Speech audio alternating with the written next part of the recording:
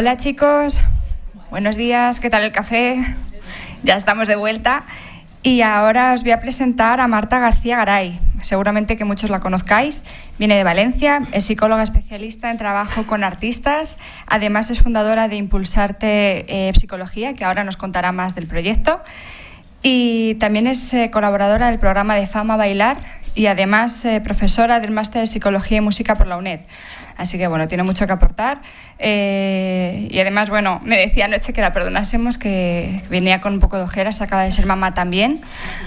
Así que se ha venido guapísima. Y nada, os dejo con ella que nos cuente su experiencia.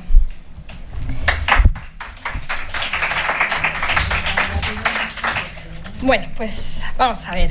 Bueno, primero muchas gracias por invitarme. Esto es la primera excursión familiar. Tenemos ahí al bebé. Entonces, bueno, sí, voy a intentar presentar un poquito el trabajo que llevo a cabo. Voy a intentar ser rápida para que nos dé tiempo a preguntas y así podemos ceñirnos, o sea, entrar un poquito en profundidad en lo que más os interese, ¿vale? Lo que quiero es hablar sobre la psicología aplicada a artistas, que es el foco de mi trabajo, sobre todo enfocada a músicos, bailarines y actores. Entonces, imagina disfrutar más del escenario, ser más eficiente en el estudio, saber gestionar los periodos de estrés y de ansiedad, alcanzar el equilibrio entre tu vida profesional y personal. Digamos que esto es lo que resume el enfoque de mi trabajo. En los últimos 6 años yo he acompañado a más de 1000 artistas, músicos, bailarines y actores a combinar la parte de trabajo de rendimiento y de bienestar o calidad de vida.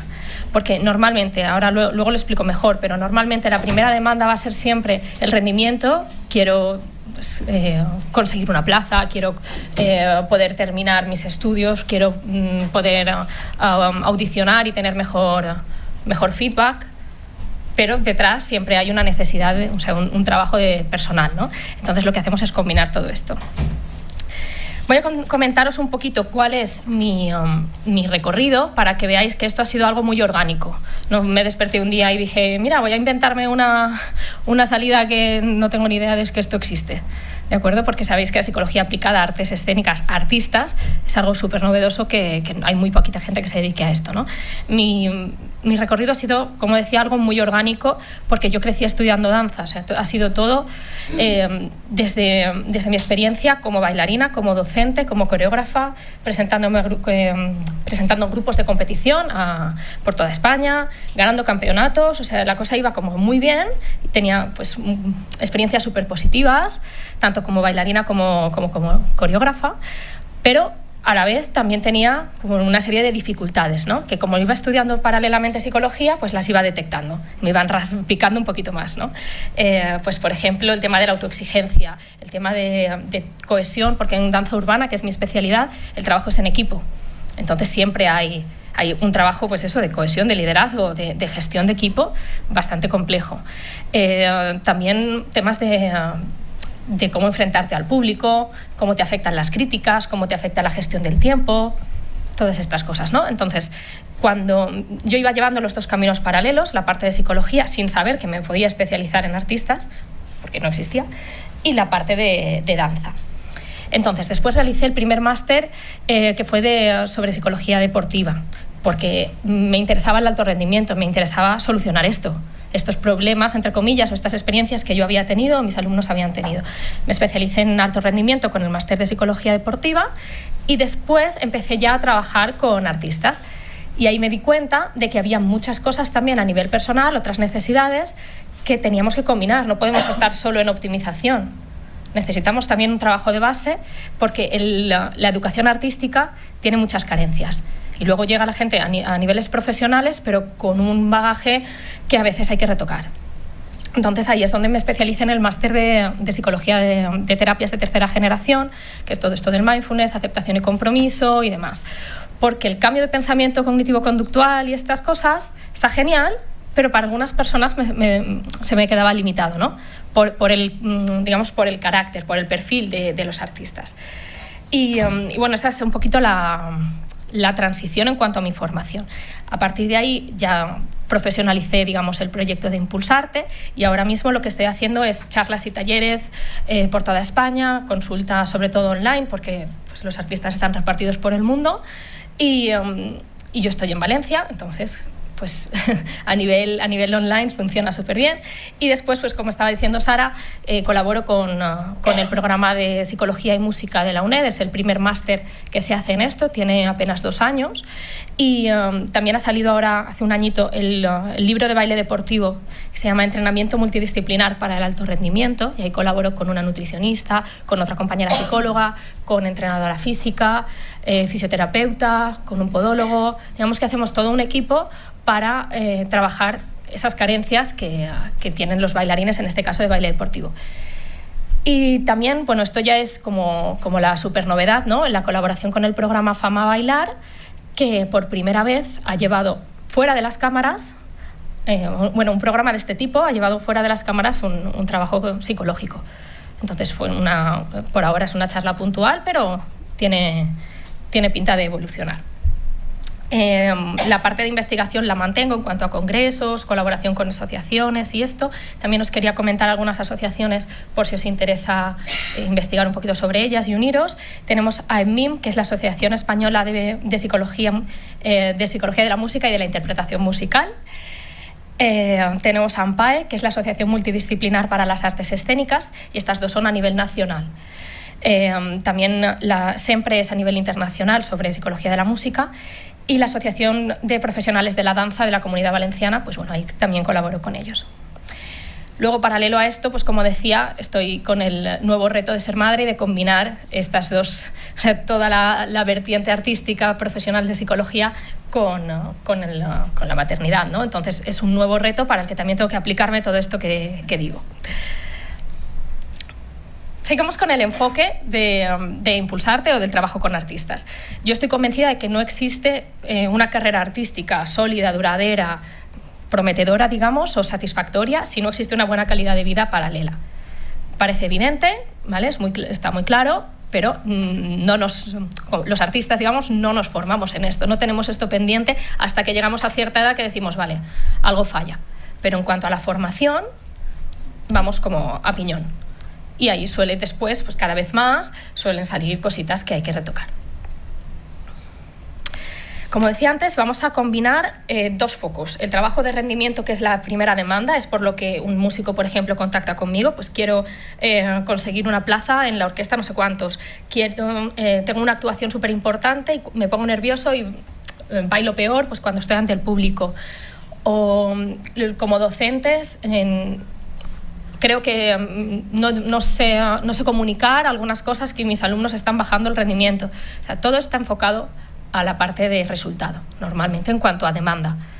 ¿Qué pasa? Que paralelo hay una necesidad de mejora de calidad de vida, de mejora de autoconcepto, de mejora de autoconfianza, de gestión de emociones, 1000 cosas, y entonces lo que intento siempre es trabajar de forma conjunta.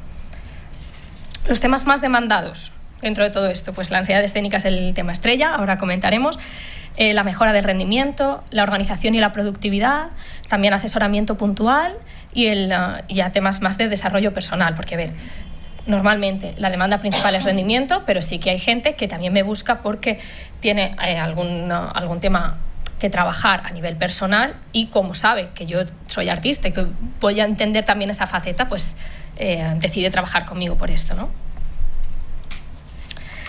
Ansiedad escénica. Tema estrella, sobre todo en músicos. Los índices de ansiedad escénica en músicos profesionales y en formación son brutales.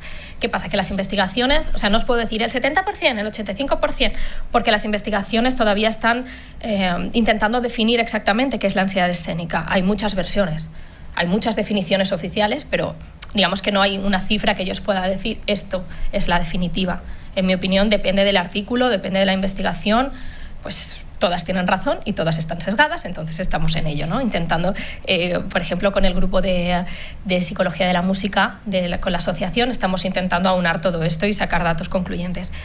Entonces, ¿qué pasa? Que esto aparece en los años de formación. La ansiedad escénica es algo que consideran normal, los músicos sobre todo, consideran evidente. Si te pones nervioso, si baja tu rendimiento, es normal, pero eso no lo considera un deportista. El deportista espera hacer su máximo rendimiento el día de la competición. Y un músico dice, bueno, si bajo un 10% no pasa nada. ¿sí? Pero al mismo tiempo lo sufre. Entonces ahí hay algo un poquito curioso. ¿Qué pasa? Que los profesores no están formados en esto. Entonces trabajan como pueden. Como consideramos que esto es normal, que con tablas y con experiencia se te va a pasar, y hay gente que, bueno, puede pasarse, significa me lo guardo, lo evito, índices de abandono enormes, entonces sigue siendo un problema, ¿no? Entonces, ¿qué podemos hacer con esto? Yo soy muy pesada con el tema de la prevención, sobre todo en las formaciones en conservatorios y en centros educativos. Pero también tenemos que trabajar sobre la intervención, porque es lo que hay ahora mismo.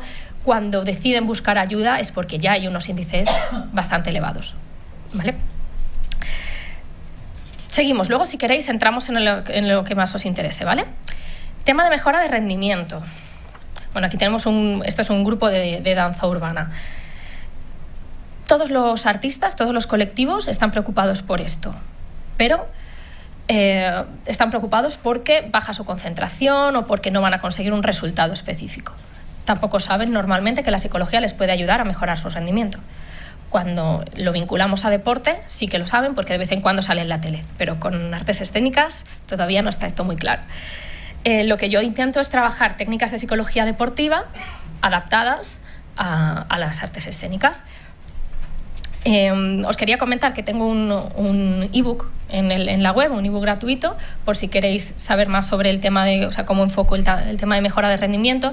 Trabajamos mucho la concentración, la motivación, los estudios o el ensayo eficaz, la activación fisiológica, la autoconfianza. Vemos que hacemos como un repaso por todos estos escalones y se llama la pirámide de actitud escénica. Entonces, por no entrar más en esto, os invito a que si queréis en cualquier formulario de la web lo podéis descargar y veis un poquito el tema.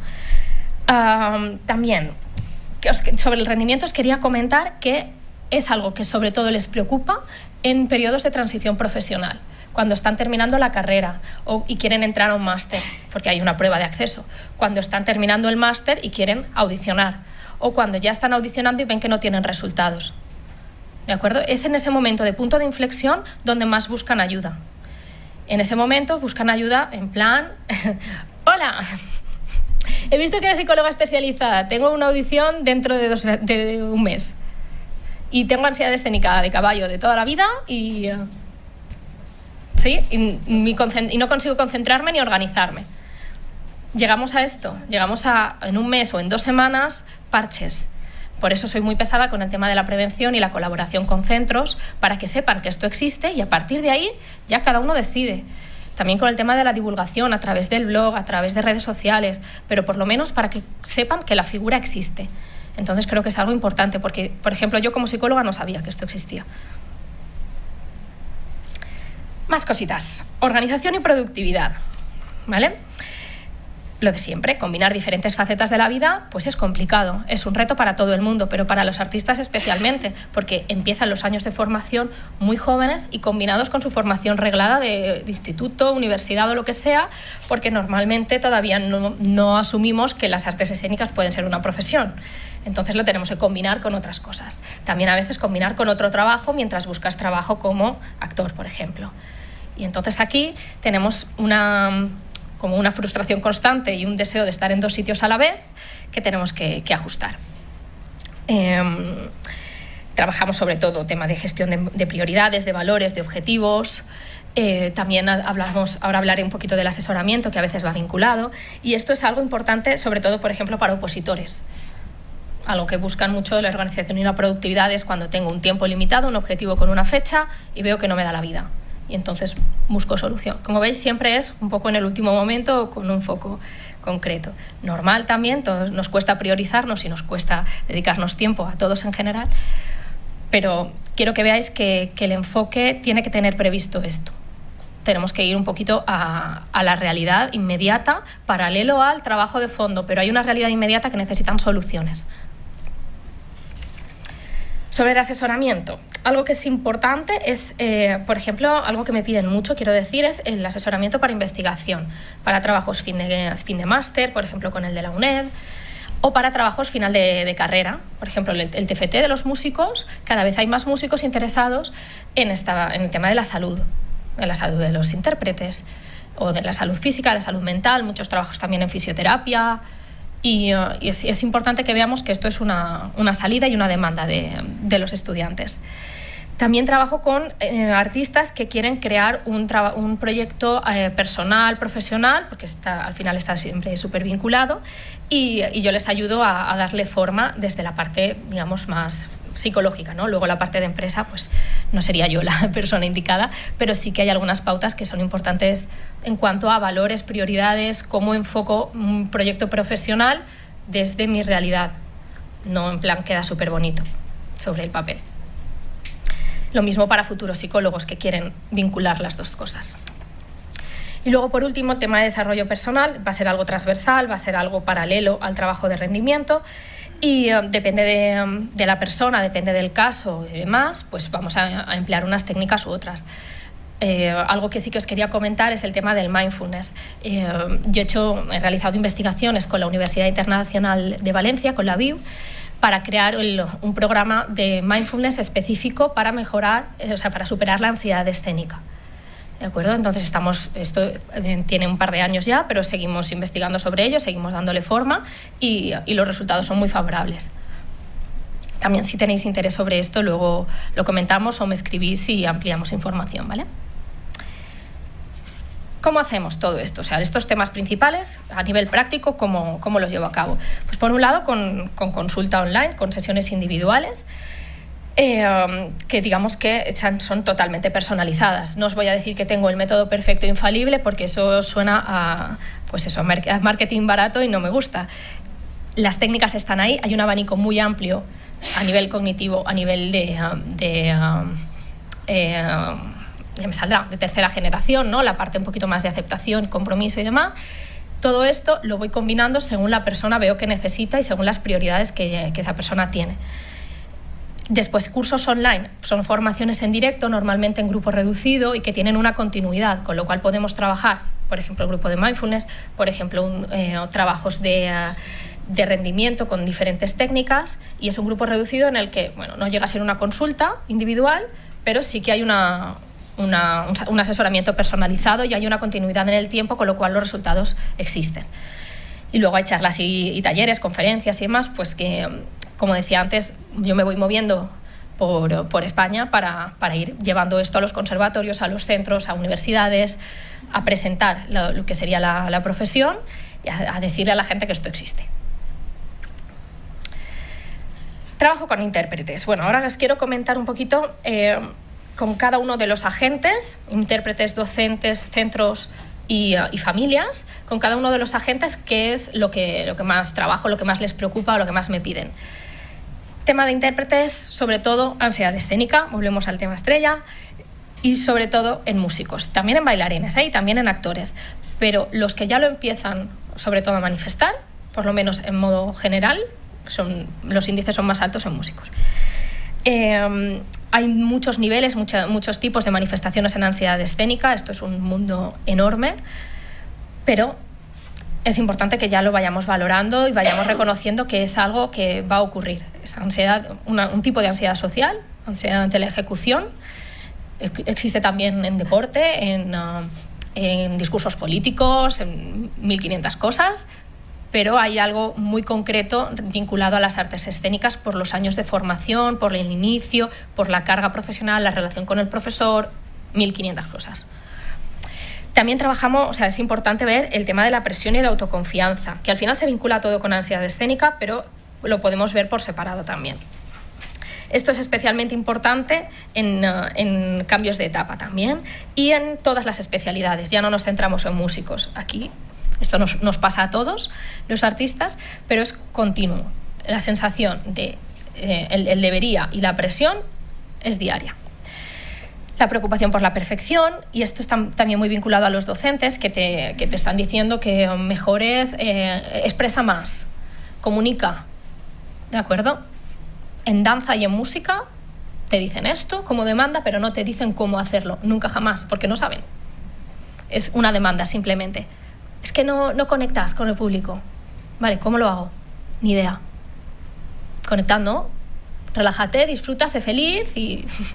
¿sabes? Pero no hay un contenido de una técnica, algo dentro del aula de danza o de música, normalmente. Claro que habrá excepciones, pero en general lo que yo me encuentro es cero formación al respecto, y el alumno tiene esto como, vale, es que yo no, o sea, tengo un sonido muy bonito, pero no conecto con el público.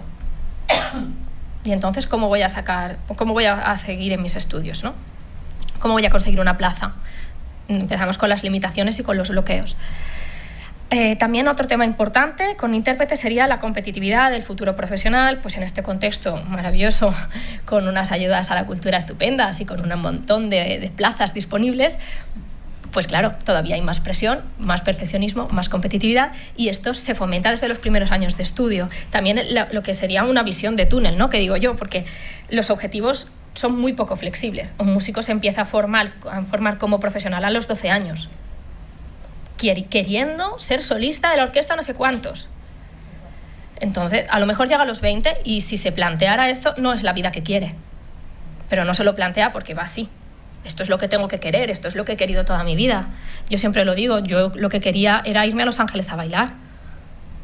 Es para lo que estuve bailando desde los 12, 13 años. Súper enfocada a ser bailarina profesional y a irme fuera, pero vamos, así. Llegó la mitad de carrera más o menos, y decidí que eso no es que no pudiera o quisiera, es que no es lo que quería. Ya no era mi prioridad. Entonces, esta parte de poca flexibilidad también la tenemos que valorar. Trabajo con docentes. Como decía antes, poca o nula formación fuera de la interpretación. Normalmente un docente es un intérprete que da clase. Y esto luego lo vemos en el último punto, de frustración y burnout. Tenemos dos versiones. El docente que el docente que eres intérprete no ha conseguido trabajar como intérprete y acaba dando clase, pero frustrado. Y luego tenemos el docente que sí que quiere dar clase, que le gusta, que se forma para ello, está motivadísimo, se encuentra con un sistema podrido y asqueroso, donde no puede realizar esas ideas o esos proyectos que él tiene, que sabe que pueden funcionar, porque el contexto se lo pone muy difícil. Vale, sí, se pueden mejorar cosas y tiene margen, pero un margen muy, muy limitado. Entonces, cuando entramos en síndrome del burnout y demás. En cuanto a la repetición de patrones, lo que quiero decir aquí es vinculado al principio, ¿no? La nula formación o la poca formación de los docentes a modo docencia. Repetimos patrones como nos han enseñado, porque a mí me funcionó o porque esto tiene que ser así, la vieja escuela y demás. Cada vez hay más gente que no sigue esto, pero todavía tenemos muchísimo, sobre todo en plazas de conservatorio conseguidas hace 100 años. ¿De acuerdo? Entonces esto lo tenemos que ir revisando y tenemos que ir formando a los profesores, acercándonos a los conservatorios, a los centros artísticos, diciendo que hay otras maneras científicamente validadas de sacar unos resultados positivos. No es que todo tienes que ser amable, no, es que se ha demostrado que cierto tipo de comunicación tiene mejores resultados. Ya no es solo corazones y campanitas. Luego los temas que más trabajamos pues son eso: liderazgo, motivación, cohesión, la gestión del equipo que decía antes, todo esto. Trabajo con centros y agrupaciones, porque podemos aportar también a lo que es la entidad, no solo al protagonista, ¿no?, sino a la entidad que lo forma o que lo gestiona. Por ejemplo, prevención del abandono a través de estudios de satisfacción, estudios de necesidades, para poder aumentar la afiliación, porque hay unos niveles de abandono increíbles en los centros, y normalmente en los últimos años de formación. Cuando ya estás a punto de acabar, llegas, claro, has estado años aguantando, y llega el momento en el que tienes que combinar varias cosas, que ves que no tienes confianza en que eso vaya a tener un futuro o una repercusión a nivel profesional posterior, y dices, mira, ya da igual. Vuelve a entrar a la habitación en acción, y mejor si me retiro yo que si luego no lo consigo. También podemos formar o trabajar en liderazgo, comunicación eficaz, de lo que sería el centro, con alumnos, con familias, con el contexto. También la cohesión de equipo relacionado con esto, para mejorar el clima del centro a través de, por ejemplo, el equipo de profesores, a través de agrupaciones en sí, para que puedan ir con unos objetivos comunes, no cada uno a la suya, pero luego tocamos todos juntos porque es la asignatura y va así, sino que aprendan a tener, digamos, un trabajo en equipo que, por ejemplo, en música no se da, porque es 1 contra 1, alumno-profesor, todos los años de tu formación, 20 años a lo mejor, mínimo, y luego alguna hora con otros músicos, pero en modo competitividad. Entonces esto lo tenemos también que gestionar. Y pues evidentemente, si los centros tuvieran de mano un psicólogo especialista para que pudiera intervenir cuando sea necesario, cuando haya bueno, a modo de prevención sería lo estupendo, pero por lo menos que sepan que si surge algo, ¿a quién derivar este problema? Que se puede derivar primero y no es algo de te comes en tu casa o directamente es que no sirves para esto porque no tienes fuerza mental. Si no tienes aguante, pues déjatelo y ya está. Esto se lo dicen a la gente a día de hoy y es muy heavy, pero sigue pasando. Y bueno, luego por último, el trabajo con familias. En los años de formación es muy importante que las familias puedan asesorar o acompañar de forma correcta a sus hijos. También súper evidente, pero no ocurre.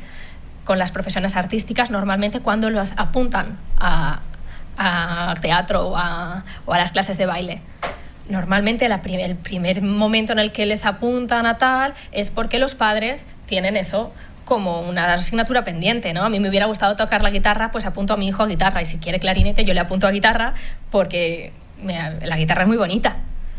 Entonces esta suele ser el inicio, ¿no?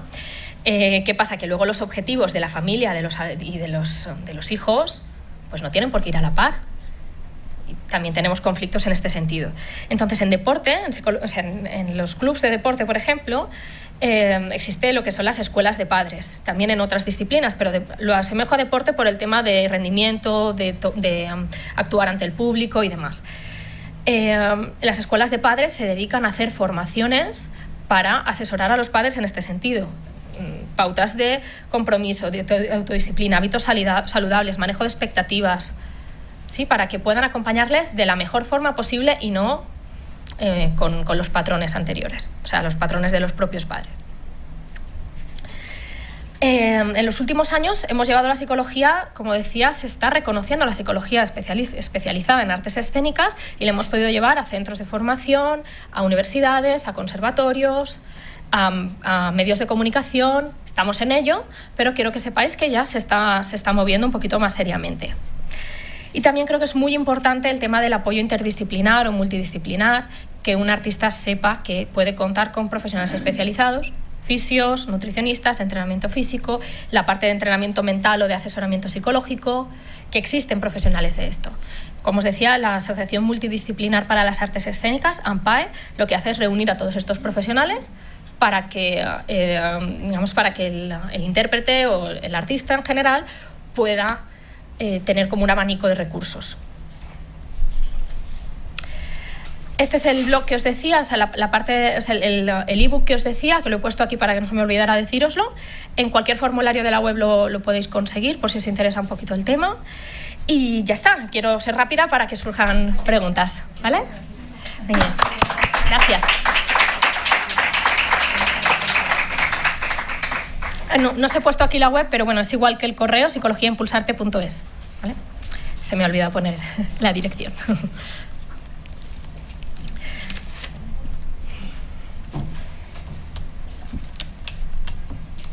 ¿Preguntitas?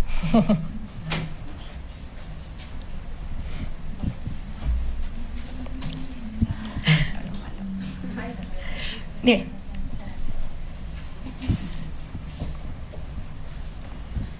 Gracias por la charla, súper interesante. ¿Tienes algún resultado ya de tu trabajo con los artistas? ¿Has podido sacar alguna otra conclusión de cuánto tiempo, de cómo toman la terapia, de cuando terminan la terapia si tienen que volver? A ver, claro, esto es algo, en terapia te refieres a sesiones individuales, sí, ¿no? Entonces, sí. Pues, evidentemente, cada persona tiene un proceso, no podemos decir en 10 sesiones no sé cuánto. Que lo digo porque muchas veces sí que hay como promesas de este tipo y a mí me gusta dejar claro que, bueno, yo no soy fan de estas cosas, de un proceso concreto de no sé cuántas sesiones consigues no sé qué resultado, porque cada persona tiene una situación, ¿no? Pero sí que es cierto que para mí lo importante también es el mantenimiento, el seguimiento. trabajamos según la demanda. Al principio lo que hacemos es acordar un objetivo concreto, porque hay tantas cosas que se pueden trabajar y podemos optimizar tanto en esta vida que necesitamos como acotar, ¿no? Al principio hay una primera demanda que normalmente va vinculada a una fecha, porque buscan rendimiento, entonces es, en marzo tengo no sé cuántos. Entonces ponemos eso como objetivo y acotamos más o menos el tiempo y la modalidad, si semanal, quincenal, no sé cuántos. A partir de ahí vamos viendo las técnicas que mejor acoplen con el objetivo y con la realidad de la persona y llegado ese momento, pues sí que puedo decir que normalmente, o sea, que el objetivo se suele cumplir. Casi al 100% de los casos el objetivo a nivel personal se suele cumplir. ¿Qué pasa? Que el objetivo primero normalmente es obtener la plaza. O sea, a lo mejor a la primera no, pero sí que la persona se siente mucho más capaz de conseguir la plaza y a lo mejor esa no es y la siguiente sí. A lo mejor es imposible que consiga esto, pero quiero empezar a sentirme capaz de hacerlo. Y al final la consiguen. A la primera, ¿sabes? O sea, esto va a depender de la persona y de la realidad. Y después sí que me gusta trabajar sobre el seguimiento, porque estos son recursos que tenemos que ir aplicando continuamente.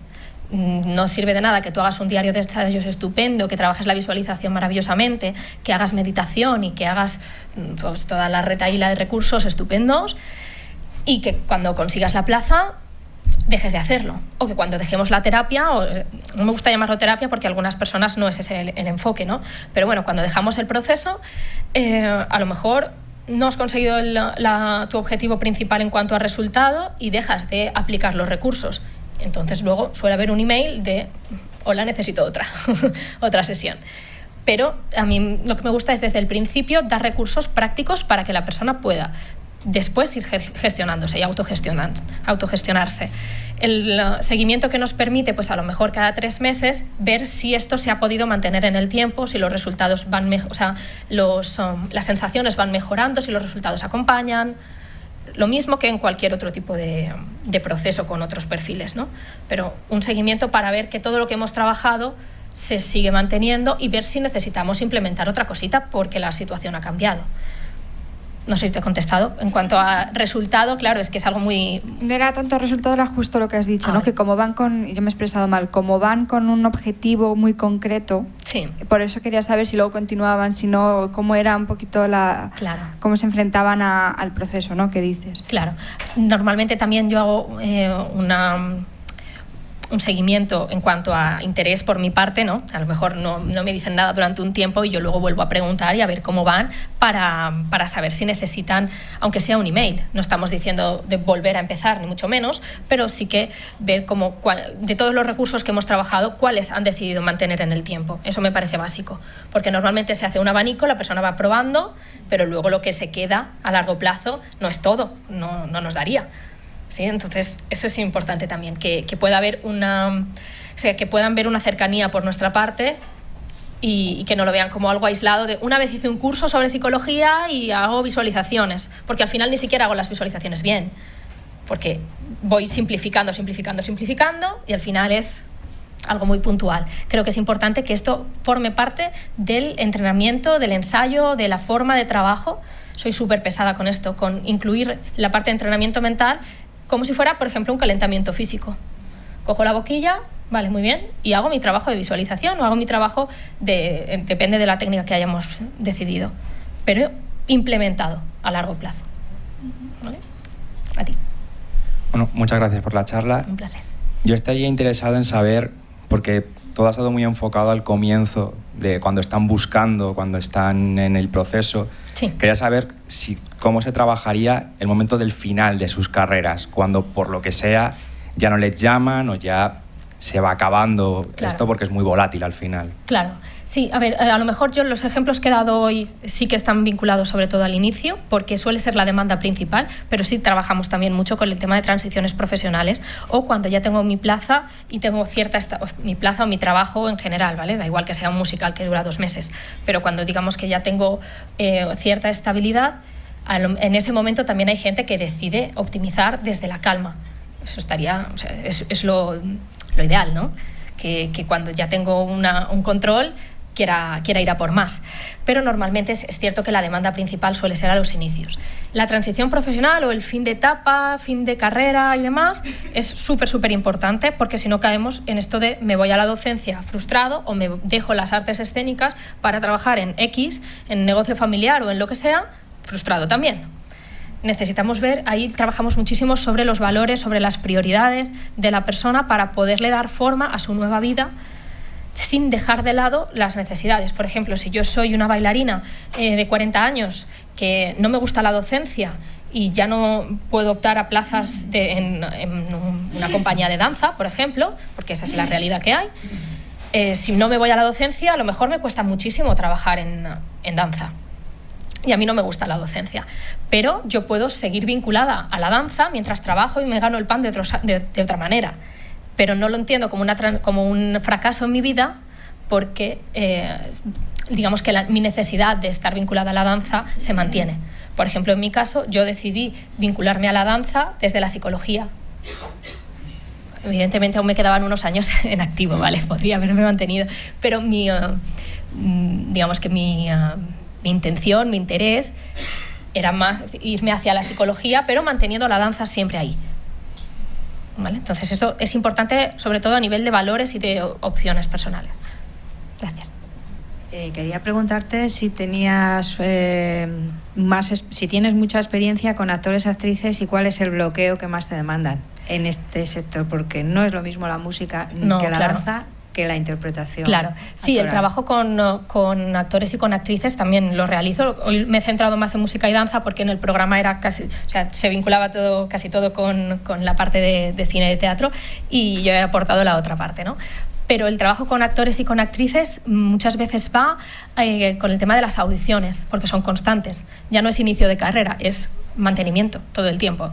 Entonces, aquí lo que hacemos es mucho trabajo de encontrar tu forma, tu opción dentro, por ejemplo, para preparar un casting. Esto es lo que me piden, pero yo estoy representando este papel. Esta es la opción que yo he decidido plantearme, pero mientras tengo 3 opciones en la cabeza y no soy fiel a ninguna. No sé si me explico, ¿no? Este es uno de los casos que últimamente estoy trabajando. Quiero presentar una metodología, una propuesta de personaje, y mientras estoy con inseguridades sobre las otras 3 o 4 opciones de personaje que tengo como idea. Y no estoy en ningún sitio. La concentración se me va, la autoconfianza se me va, en la preparación veo que no tal, en mi casa me sale y luego llego allí y no. Sobre todo está vinculado con esto. Luego también con las críticas. Casi. Con las críticas, ¿no? Ya cuando tenemos una profesión un poquito más reconocida, pues cómo me enfrento al tema de la crítica, básicamente. Esto también es muy trabajado. Gracias, Marta. Es muy interesante todo lo que cuentas. Yo te quería preguntar por el tema de los conservatorios, que es un poco el mundo que yo conozco, porque estudié piano en conservatorio. Quería saber, porque ahora sé que de hecho han venido algunos ponentes en otras jornadas, ¿no? Pues que trabajan en conservatorios como orientadores. Uh-huh. Entonces quería que me contaras un poco, claro, porque no es lo mismo que apruebes una oposición, claro, a lo mejor con simplemente con la licenciatura, te haces ahí y empiezas a buscarte la vida, ¿no? Como hacen muchas veces en los colegios también los orientadores. No sé si, para empezar, no sé si sabes, si tú me podrías contestar esto, ¿no? Pero no sé si son necesariamente psicólogos, para empezar, no lo sé, o si pueden ser la figura de orientador. Del orientador de los conservatorios, que a nivel público está empezando a ver. Es que está empezando a ver, entonces vale. Esto todavía está primero por delimitar y está diferente según las comunidades, esto está un poquito por hacer. Sí. También es diferente conservatorios públicos que privados o concertados. Por eso, ¿vosotros dónde soléis? Porque me has dicho que ibas a centros, ¿no? Dabas clases. ¿Es más a nivel privado? No, a ver, mi trabajo en los conservatorios ahora mismo es a nivel de conferencias, charlas, talleres puntuales. No es algo que, por ejemplo, que no son recursos del conservatorio. Es semana cultural, hacemos charlas. Viene no sé quién a hacer una masterclass de no sé cuántos y voy yo a hacer una masterclass de psicología aplicada. Voy a preparar un taller sobre alguna técnica en concreto o sobre lo que os decía antes de la presentación de esto existe y qué es lo que os puede aportar. Pero lo que es una plaza o pública o privada para el psicólogo todavía son casos muy concretos y todavía son colaboraciones así como muy puntuales. porque depende de los recursos del centro y también depende de los recursos, no solo económicos o de tiempo, sino de las posibilidades. No, por ejemplo, yo si no soy músico con un superior, es imposible que entre en un centro profesional, o sea, en un conservatorio superior. De ninguna de las maneras. Siendo psicóloga o no siéndolo, pero si no tengo la formación superior en X, a nivel musical, da igual que sea especialista en... Claro, con lo cual la formación de la que estamos hablando es muy especializada para enseñar en concreto a esos intérpretes, a esos artistas, ¿no? Que no es lo mismo que lo que digo, que utilizar la psicología general que todos conocemos, claro. Que es un mundo muy específico, ¿no? Claro. Y ahí es donde está el nicho, digamos, del que hay que... No sé si es tu sensación, lo digo porque aquí sí. Nosotros como grupo un poco lo enfocamos como que es esa necesidad, ¿no? De hacer una formación específica. Exacto, eso es lo que está proponiendo la UNED. Por ejemplo, la UNED tiene un máster para psicólogos, que solo psicólogos, psicología y música, solo para psicólogos, y luego tiene otro para músicos, que no necesita ser psicólogo, pero la titulación es distinta. No es abrimos y todo el mundo se puede formar en psicología positiva y todo el mundo se puede formar en psicología de las no sé cuántos, porque si no tienes una formación de base en psicología, después no puedes decir que tienes un máster en psicología no sé cuántos, por lo menos bajo mi punto de vista. En deporte pasa muchísimo. En deporte hay mucho deportista profesional que después hace un curso de psicología del deporte. El otro día recibí una llamada de un deportista que quería que le recomendara un máster. Y los másters que yo te voy a recomendar son para psicólogos, porque es un máster de psicología. Y habrá gente que no tenga esta opinión, pero para ejercer de psicólogo especialista en deporte o en música o lo que sea, yo lo tengo claro, necesitas una formación de base. Otra cosa es que puedas asesorar o aplicártelo a ti mismo o lo que tú quieras, pero en cuanto a profesión, lo siento, hay un intrusismo brutal y con músicos muchísimo. Gente que ha superado el miedo escénico y ahora hace charlas del miedo escénico, pues todas las que quieras. Claro, y es lo que hablamos del coach, ¿no? Que siempre suele ser una figura que ha destacado en eso, que enseña a los nuevos, pero eso no es lo mismo. O que no ha destacado no y ha superado el miedo escénico. Ha ido a terapia 3 años y después dice que vamos a aplicar todo lo que yo te he enseñado. O sea, todo lo que yo he aprendido ahora te lo enseño, pero yo te enseño lo que me ha funcionado a mí, con unos niveles de filtro increíbles. Entonces, bueno, pues también es algo en lo que soy muy pesada en todas las formaciones, con el tema de elegir bien a la persona que te acompaña, ¿no?